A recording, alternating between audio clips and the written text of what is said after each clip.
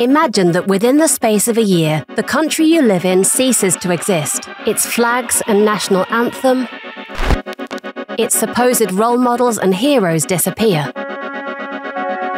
And most people living there think that's a good thing. Yes, they even want it, and as quickly as possible. The country they no longer want is called the GDR.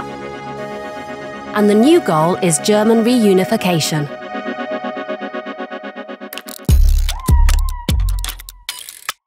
Neither ox nor donkey can stop the progress of socialism.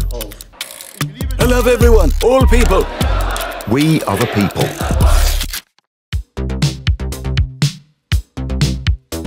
In March 1990, the power of the SED regime was finally broken. The 10th People's Chamber was the first freely elected parliament and could decide the future of the GDR.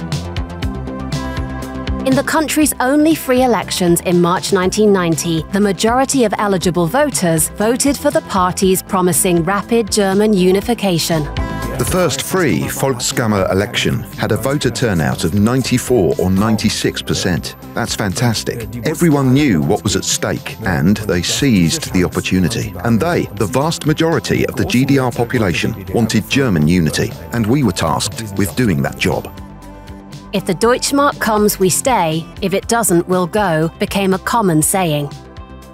The slogan of the Monday demonstrations, "We are the people," was increasingly replaced with "We are one people."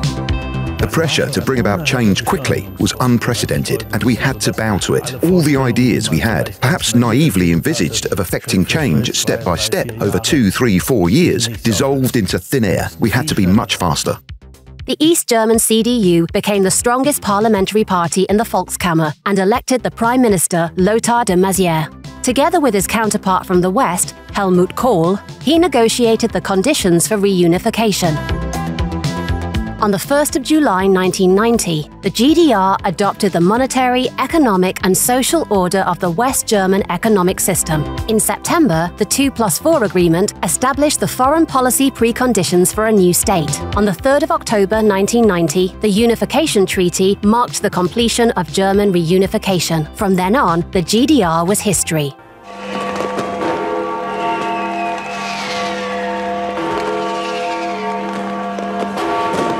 That we Germans were fortunate enough, through the consent of our European neighbours, to come together again to form a reunified state is a fact for which we cannot be thankful enough. But unification did not go as smoothly as many had imagined.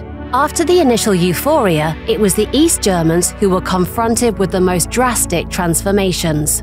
As early as autumn 1989, the SED economist Gerhard Schröder warned that the GDR was bankrupt and that many companies would not be able to be saved.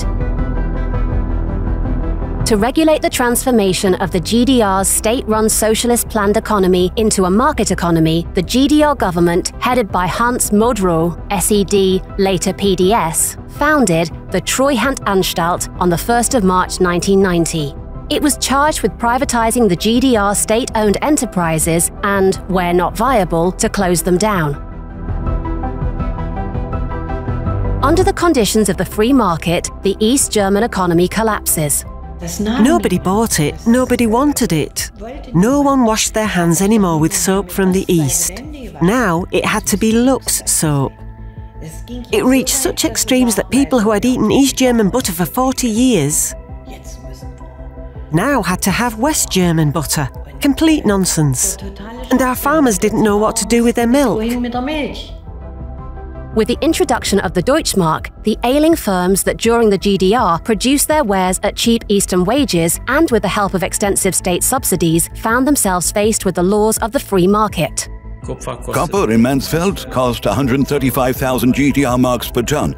The production costs for energy and wages were so high because extracting the ore was completely inefficient. We even re-smelted excavated material from the Luther era. At the same time, copper cost 11,000 Deutschmarks per ton on the world markets. That meant that when the D-Mark was introduced, a ton of copper in Mansfeld cost 135,000 D-Mark. There were no buyers for that, so that put an end to it immediately. We had a lot of such cases. Businesses were collapsing every day. Many of the large GDR collective combines were unable to keep up and laid off their workers. I often had the feeling that I was less a prime minister and more a liquidation manager, but bankruptcy administration is about managing assets. Here we were, managing the fate of 16 million people, and that was much more strenuous.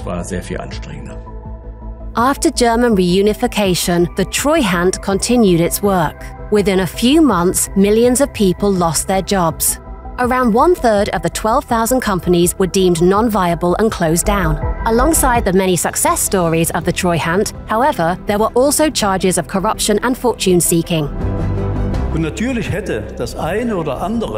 Of course, one or two things should have happened differently within the framework of the Treuhand.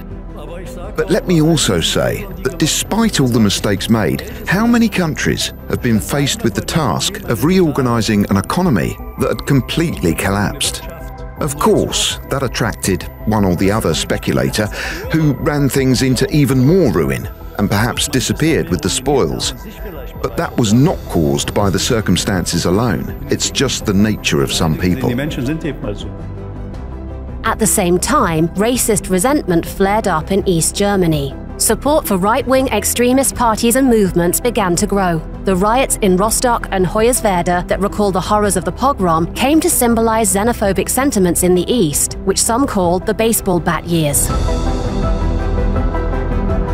But at the same time, progress was also being made in the East. Infrastructure was modernized and massively expanded. The freshly renovated city centres began to outshine their counterparts in the West. The environment, exploited in GDR times, began to recover. Many countries have watched the process of German reunification with wonderment and admiration. But what from the outside is perceived as a success story is a constant source of debate within the country. Have we become one nation over the past few decades? Or do people in Germany still think in the categories of East and West? One thing is sure, in our democracy, we are free to decide our future.